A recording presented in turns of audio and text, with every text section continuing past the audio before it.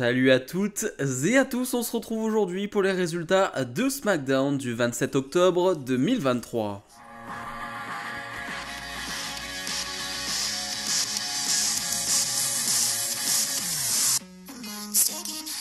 Comme d'habitude, on n'oublie pas de mettre le pouce vers le haut et de s'abonner. Je rappelle aussi que le SmackDown de la semaine prochaine a été enregistré ce soir, juste après ce SmackDown là. Donc du coup, forcément, si vous cherchez un peu, vous allez avoir des spoilers. Il n'y aura pas de spoilers sur cette chaîne, donc s'il vous plaît, en commentaire des vidéos, ne mettez pas de spoilers du SmackDown de la semaine prochaine. Voilà, merci d'avance. Bref, le show qui débute directement avec Roman Reigns, le chef de tribu, qui fait son entrée pour la signature de contrat entre lui et LA Knight, qui ne va pas attendre la fin de l'entrée de Roman Reigns. Roman Reigns est juste au milieu de la rampe et LA Knight lui passe devant, l'air de rien. Premier manque de respect de la part de LA Knight, qui vraiment en a rien à faire de Roman Reigns. Deuxième manque de respect, LA Knight qui va se placer, à la place the head of the table, vraiment juste au bout de la table, ce qui ne plaît pas encore une fois à Roman Reigns. Alors cette signature de contrat est menée par un Nick Aldis qui va être très discret, qui va faire simplement l'introduction et la fin du segment, mais très bien, pas besoin d'en faire plus, pas besoin d'en faire des tonnes, le segment appartient aux superstars. Et c'est LA Knight clairement qui va voler la vedette dans ce segment, même si je dois être honnête, c'est pas un segment que j'ai trouvé fantastique. C'est vrai que peut-être que j'en attendais un petit peu plus. J'en attendais peut-être beaucoup trop. Je ne sais pas. Dites-moi ce que vous en avez pensé de ce segment. Mais j'ai trouvé que c'était un peu faible en termes d'arguments. Des deux côtés d'ailleurs. Un LA Knight qui va simplement répéter qu'il est là pour devenir champion Universal. Et un Roman Reigns qui va tout simplement répéter que LA Knight n'a pas l'expérience, n'a pas finalement assez de vécu. Il n'a pas eu de match de championnat auparavant et ce n'est que son premier match de championnat. C'est déjà un match pour un titre aussi important, donc voilà, il ne sait même pas à quoi s'attendre. LA Knight qui va répondre à ça justement que ça fait seulement qu'un an qu'il est là et justement c'est passé tellement vite que Roman Reigns ne va même pas s'en rendre compte lorsqu'il aura perdu son titre. Donc ouais, en termes d'arguments, c'est pas hyper élevé, c'est pas hyper argumenté, c'est un peu mon problème que j'ai avec ce segment-là, mais le public répond bien présent devant LA Knight, c'est le plus important. Roman Reigns, voilà, je peux pas dire que je le trouve pas dingue depuis son retour en termes de promo ou quoi que ce soit, il fait pas grand-chose, voilà, si je dois être honnête. Un Roman Reigns qui va pas être très content, qui va renverser la table sur LA Knight, LA Knight qui va réussir à reprendre le dessus, mais Jimmy Uso va venir. Sauf que Roman Reigns se dit que c'est tranquille, c'est fini. Mais non, LA Knight va réussir à faire passer Jimmy Uso à travers la table. Bon, c'est plutôt cool de terminer de cette manière-là. Ouais, un segment qui a été bon, mais n'a pas été excellent.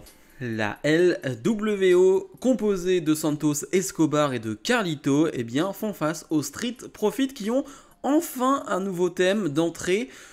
Pas convaincu pour le moment. Alors vous le savez, avec les thèmes d'entrée, je préfère attendre plusieurs semaines avant d'être sûr et certain, parce que souvent la première écoute, tu n'es pas trop sûr de ce que tu écoutes et voilà. La première impression n'est jamais trop la bonne.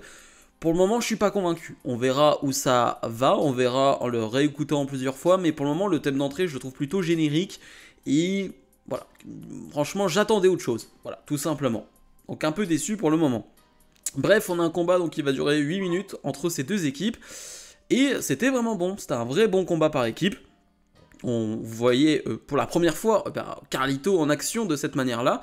Et c'était plutôt cool de le voir dans ce combat-là parce qu'il va être plutôt protégé. C'est-à-dire qu'il ne va pas rentrer très souvent sur le ring. Il va avoir un bon hot tag. Il va voltiger même à un moment donné. Ce qui fait d'ailleurs bizarre parce qu'avec son gabarit qu'il a aujourd'hui, le voir passer au-dessus de la troisième corde, c'est quelque chose, j'ai envie de dire, parce que ouais, il est quand même très très costaud, Carlito aujourd'hui, mais son hot tag est vraiment très cool pour le coup, et même, j'ai envie de dire, la prestation des Street Profits qui sont en domination contre Santos Escobar en 2 contre 1, est vraiment bonne, parce que souvent, les dominations de heal sont pas hyper intéressantes, tu t'ennuies rapidement, là c'est pas du tout le cas, vraiment je m'amuse devant leur domination, et ça c'est vraiment un très très bon signe. Malheureusement, pendant le combat, Rey Mysterio, le champion des États-Unis qui regardait ce match en backstage, va se faire attaquer par Logan Paul. Ce qui fait que Carlito va venir en aide, hein, c'est Santos Escobar qui lui dit de partir, et donc Santos Escobar se retrouve en 2 contre 1 et va perdre ce combat. Victoire des Street Profits, ils en avaient bien besoin. A noter qu'en backstage, Logan Paul va avoir une petite interaction avec Kevin Owens, qui portait un t-shirt Rey Mysterio, et on a quelques rumeurs sur le fait que la prochaine histoire sera Logan Paul, Kevin Owens.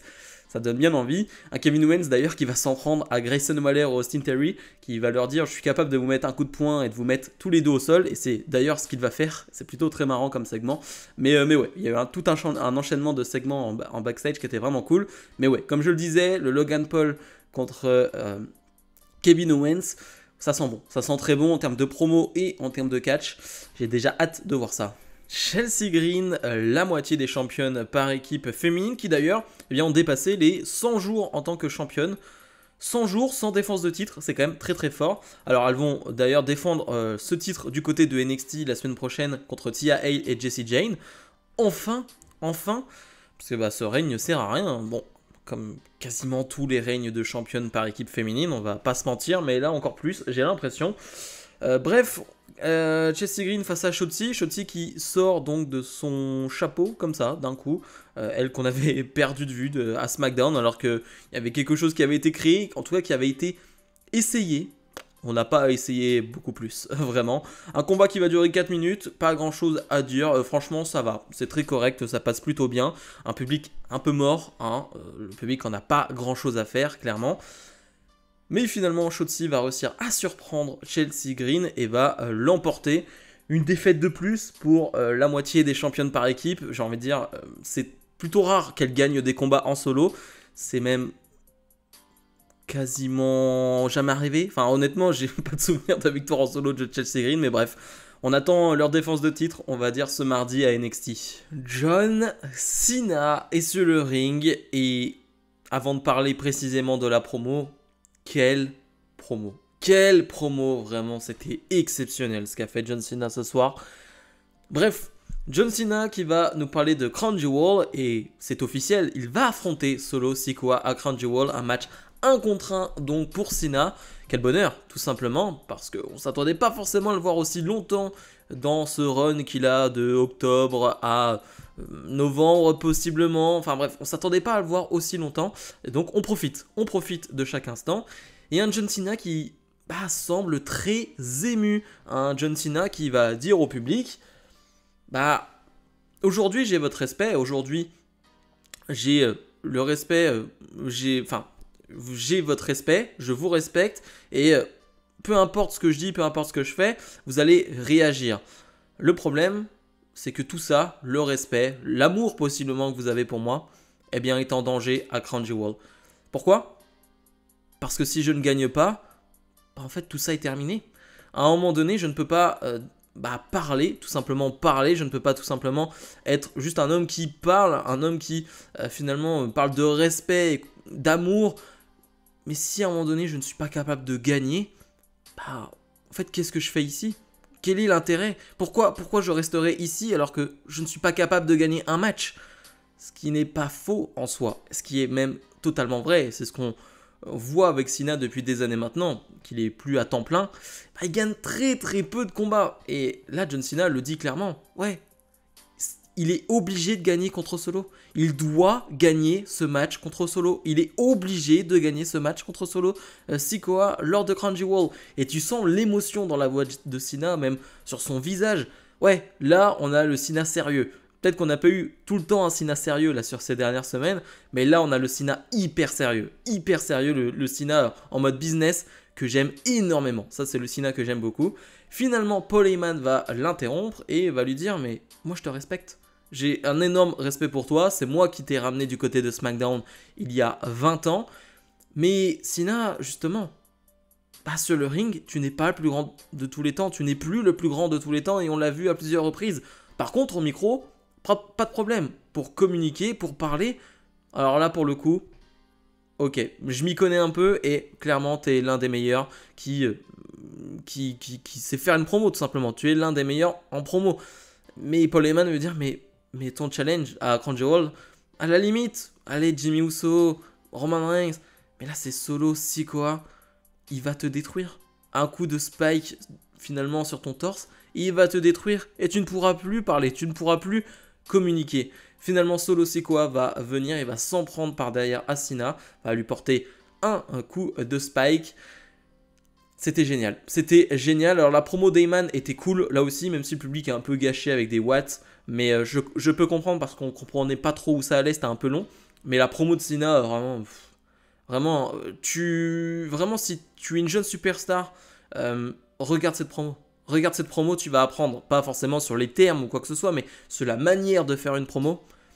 Génialissime, vraiment fantastique. Dragon Lee fait face à Cedric Alexander, un match qui avait été annoncé quelques heures avant ce SmackDown, et sous le papier, eh bien, je pense qu'on était tous chauds. Simplement, on se disait, bon, ça va durer 2 minutes, donc on va s'enflammer pour rien. Et bah non, ça va durer 5-6 minutes, quelque chose comme ça. On va avoir même une vraie présentation pour Cedric Alexander.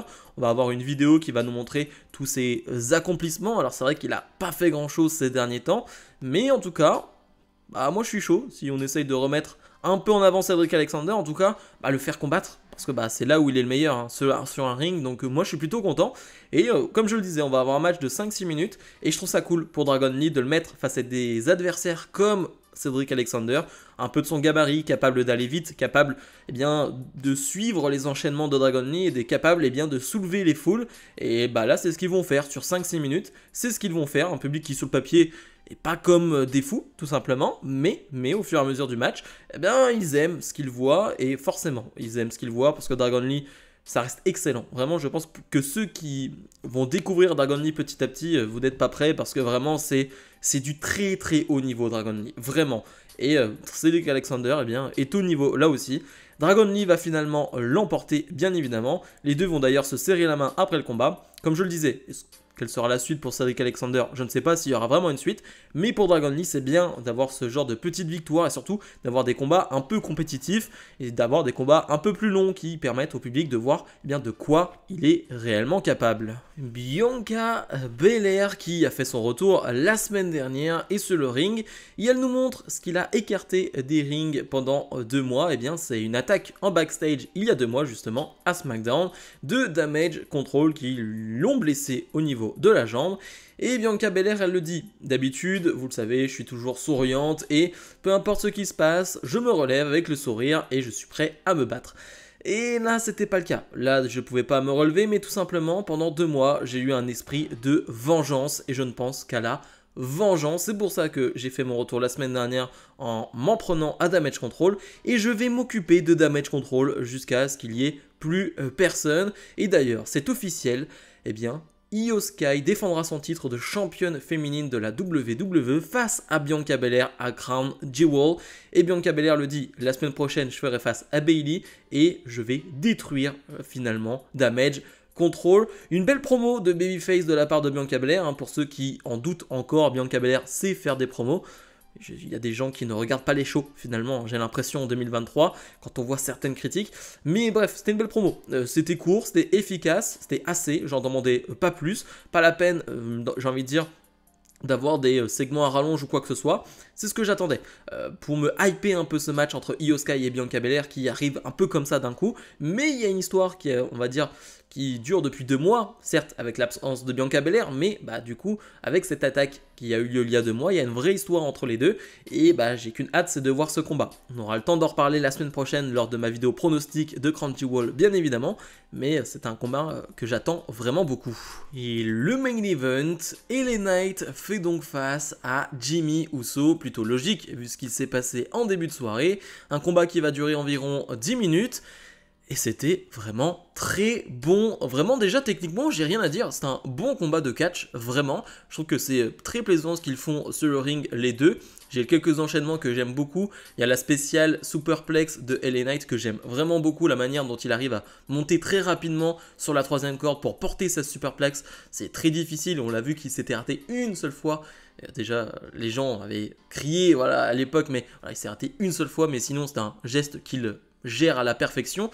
Et il y a aussi justement où les deux sont sur la 3e corde, Jimmy Uso qui arrive à enchaîner avec son splash et je trouve qu'il le fait d'une manière très rapide et très fluide, que c'était vraiment très très beau. Mais globalement, c'était un très bon match.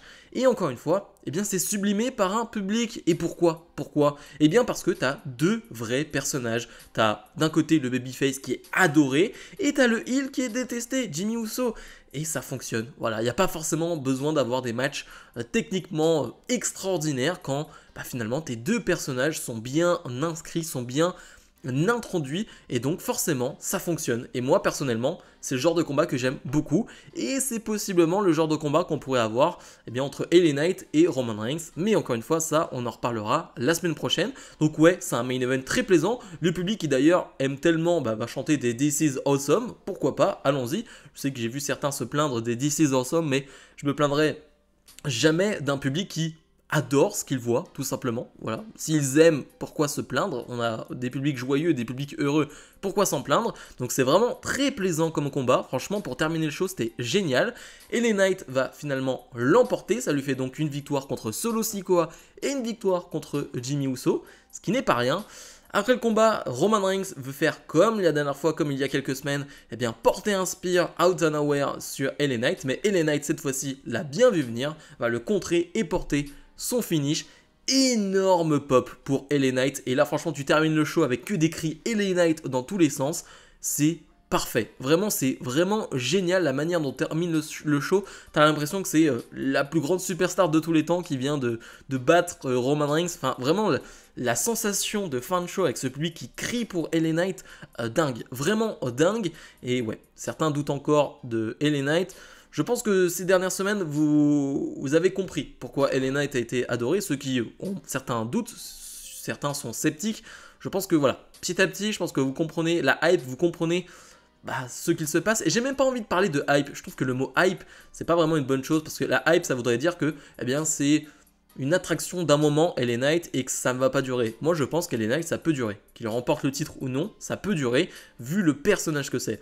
Mais en tout cas, c'était vraiment une super fin de show. Bilan de ce SmackDown, c'était encore une fois excellent. Vraiment, je me suis régalé devant ce show de A à Z. Alors, bien évidemment, je pense au match de Shotzi. Je pense même la signature de contrat qui n'était pas extraordinaire, elle était bonne mais j'en attendais tellement, mais elle est un peu éclipsée par finalement cette fin de show où là je me dis ok, je suis totalement je suis dans le train, j'ai envie de voir ce combat entre Reigns et LA Knight. Enfin ouais, globalement c'était un très bon show, belle promo de Bianca, bon match des Street Profits face à LWO, même Dragon Lee face à Cedric Alexander.